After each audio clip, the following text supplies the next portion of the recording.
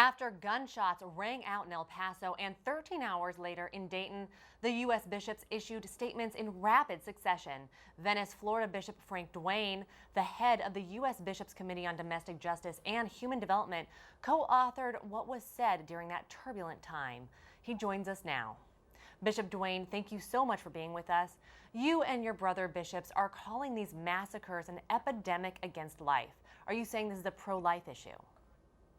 Not only as a pro-life issue, but certainly it's taking life. But it's epidemic in a sense that it's just not a sickness. These, the week kind of filled with shootings, and those are the ones that merit the reporting. If we dig a little bit deeper, we see that this gun violence is really permeating our society, and that's a real problem. That is an evil there.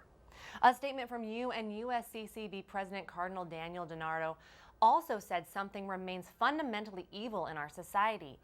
Do you think this evil comes from the secularization of our culture and the breakdown of family life? Well, I think those are contributing factors. It doesn't arise solely from that. Evil, the church has long time taught what evil is. But I think we have to look at the fact, first of all, we need to pray for the families of the survivors of those who have been shot or injured so that they're able to deal with this. But then we need to take time to look at our society as a whole. What is it that there is that space there for this kind of thing to repeatedly keep happening? We have to look long and hard. Not that the bishops have all the solutions. One of them is certainly prayer. You and I, we need to remain engaged in prayer, praying that people are safe, particularly when they go out with their families, with their loved ones, and we hear about what happens.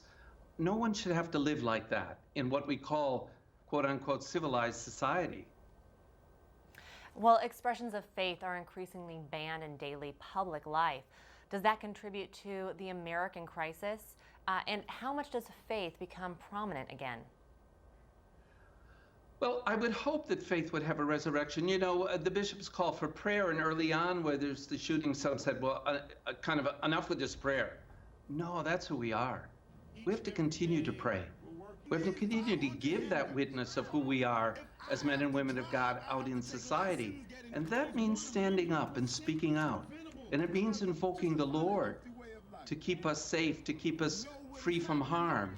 Really, when we say that, we mean free from evil. Because I believe that that pandemic we see out there, it is evil manifesting itself.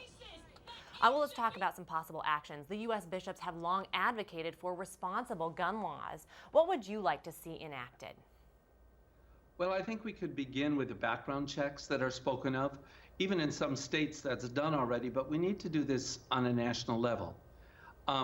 We hear a lot right now about something called red flagging. Well, red flagging has its potential, and there are states who are using that also.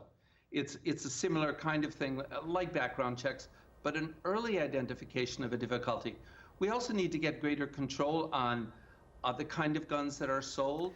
We saw the short amount of time that this individual was firing and the large number of people who were killed. Yep. So we need to look at what kind of guns, not only who has them and who can get them, but what kind of guns and ammunition do we have out there in society, and is that necessary? Bishop Frank Dewane, chairman of the U.S. Bishops' Committee on Domestic Justice and Human Development, thank you so much for being with us today. You're most welcome. It was a pleasure.